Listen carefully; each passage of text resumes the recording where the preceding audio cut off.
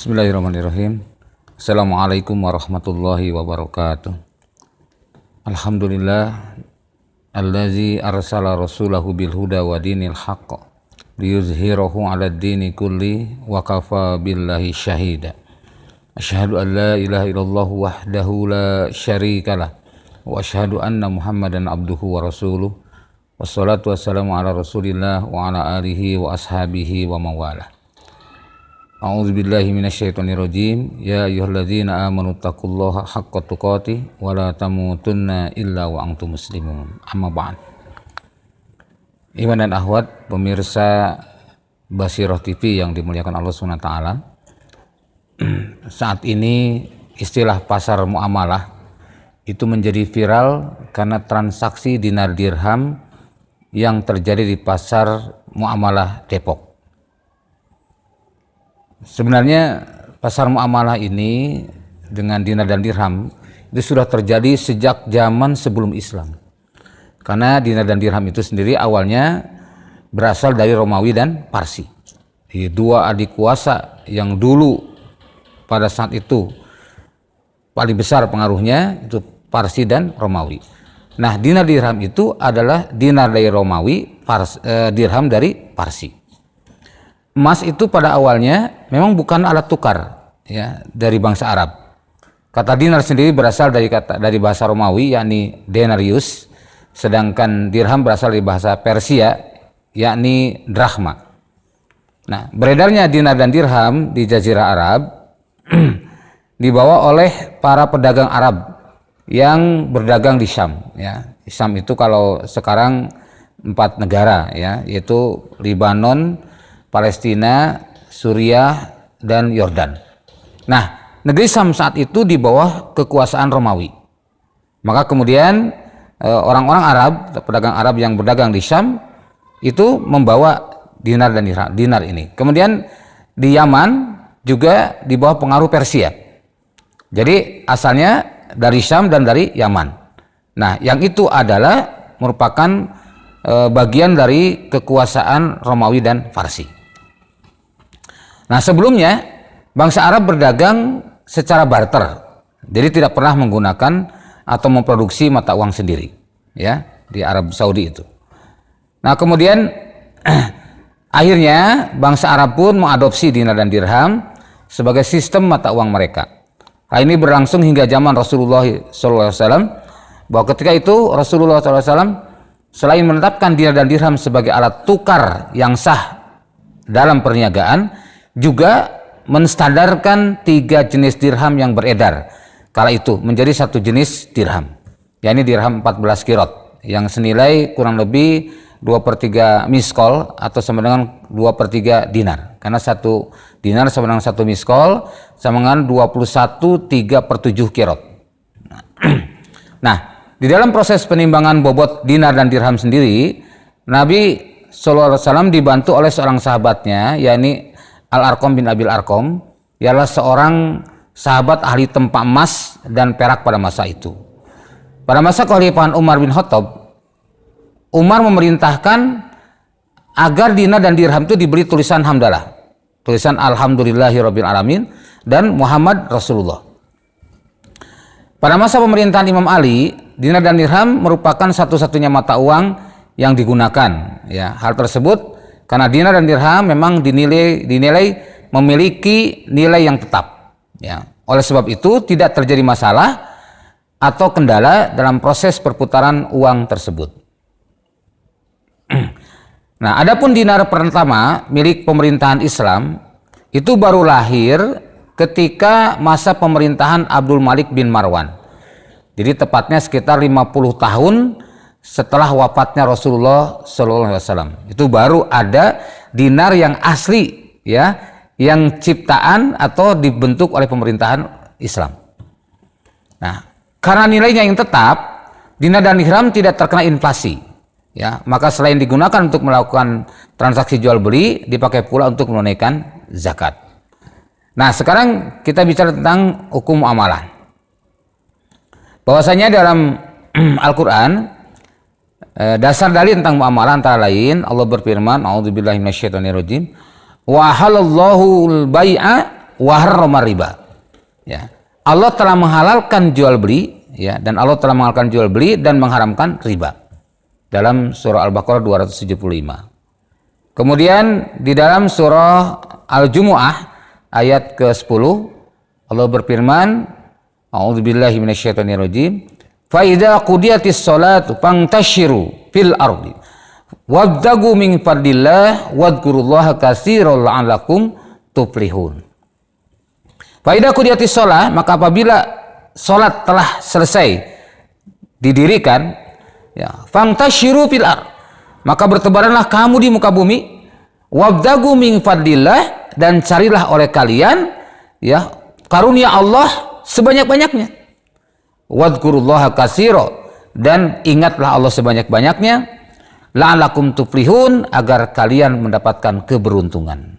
Ini dalam Al-Jumu'ah ayat ke-10 ini menunjukkan bahwa Islam menerapkan konsep bahwa tidak meninggalkan urusan dunia. Jadi setelah selesai sholat langsung kemudian mencari karunia Allah di muka bumi ini, dan senantiasa juga mengingat Allah sebanyak-banyaknya agar tetap beruntung, artinya beruntung dunia dan akhirat. Kemudian dalam hadis sahih disebutkan al-bai'ani bil khiyar, ya. Orang yang bertransaksi, dua orang transaksi ini, penjual dan pembeli, itu biar khiyar, terkena hukum khiyar. Khiyar itu boleh memilih. Malam yatafarraqo fa in sadaqa.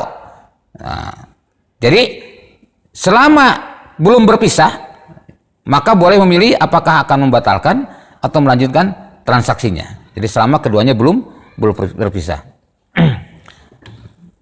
Kemudian fa in sadaqa, jika keduanya jujur, wa bayyana burika, dan keduanya akan mendapatkan keberkahan. Ya. Wa bayyana burika lahuma fi bai'ihima, ya, dalam transaksi keduanya. Wa in kadzaba, dan apabila keduanya atau salah satu di antaranya dusta, wa katama muhiqat, dan ia kemudian tidak terbuka. Jadi ada hal yang ditutupi. Nah, akhirnya gimana? Barakatum bai'ihima. Nah, muhiqat barakatu bai'ihima. Maka kemudian keberkahan itu pun akan hilang daripadanya. Hadis riwayat Bukhari Muslim. Bukhari nomor 2110, Muslim nomor 1532. Nah, kemudian yang ketiga, di masa Khalifah Umar bin Khattab radhiyallahu anhu, Khalifah Umar sebagai Amirul Mukminin, dia punya tanggung jawab menyelamatkan umat dari perkara yang bisa menjatuhkan umat pada haram. Apakah itu riba, mengurangi timbangan, ya, dan berbagai macam penyelewengan dalam transaksi. Maka Khalifah Umar, ia datang ke pasar, kemudian sampaikan, la yabi' fi suqina, janganlah berjualan di pasar ini, ya, di pasar kita ini, illa, kecuali man qad tafaqaha fid din, ya, kecuali orang atau orang yang berdagang yang kecuali dia memahami terhadap urusan-urusan jual beli ini, maksudnya paham terhadap agama. Jadi kalau tidak paham terhadap fikih muamalah, tidak paham terhadap bagaimana transaksi jual beli menurut Islam, maka tidak boleh berdagang di pasar. Nah, ini, dan ini ternyata diulang di masa Khalifah Ali bin Abi Thalib. Nah, berdasarkan kaidah fikih atau qawaidul fikih, al aslu fi syurut fil muamalati al hillu wal ibahah illa bidalil. Jadi hukum asal menetapkan syarat dalam muamalah adalah halal dan diperbolehkan kecuali ada dalil. Nah, jadi kecuali dalil yang melarangnya, maka selama tidak ada dalil yang melarangnya maka tetap diperbolehkan. Dalam kaidah lain, al aslu fil muamalah al ibahah hatta yadula dalilu ala tahrimi. Bahwa asal daripada muamalah itu semuanya boleh, sehingga ada dalil yang mengharamkannya. Jadi kalau ada yang lagi mengharamkan, maka tidak boleh saat itu. Nah, atas dasar inilah dari tadi kita dapat memahami bahwasanya yang menjadi fokus perhatian adalah bukan pada dinar dan dirhamnya, tapi dalam pasar muamalahnya, bukan pada mata uangnya. Jadi, tapi pada bentuk transaksinya, apakah sesuai dengan tuntunan syariah atau tidak. Dengan demikian, setiap negara bisa menerapkan konsep pasar muamalah ini, ya, sekalipun belum dengan dinar dan dirham. Jadi tidak perlu dipaksakan, ya, kalau belum kondusif. Misalnya contoh di Amerika dengan menggunakan konsep dolar. Ini contoh. Walau negara bukan mayoritas Muslim di Amerika, itu bisa menerapkan konsep muamalah, konsep pasar muamalah tadi dengan alat tukar dolar ini.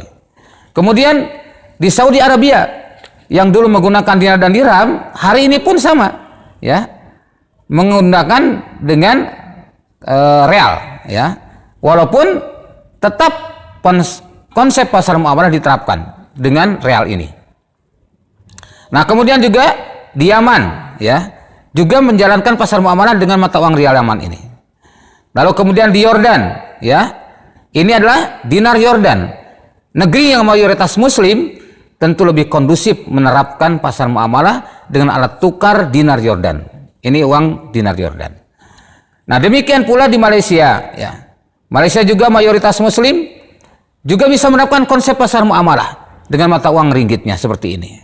Nah, apalagi di Indonesia yang merupakan penduduk Muslim terbesar di dunia, seharusnya lebih bisa menerapkan konsep syariah dalam bentuk pasar muamalah dengan alat tukarnya rupiah seperti ini, ya.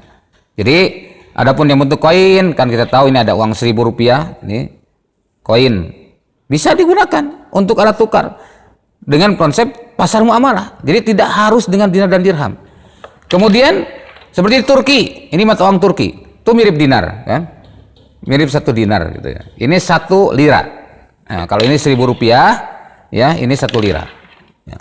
Nah, jadi ini semua yang terpenting yang harus diperhatikan adalah seperti yang disampaikan oleh Khalifah Umar dan Imam Ali bin Abi Thalib, bahwa orang-orang yang tidak mengerti ilmu dagang secara Islam hendaknya menghindari pasar, karena sangat mungkin ia akan terjatuh pada riba atau transaksi lain yang melanggar syariah.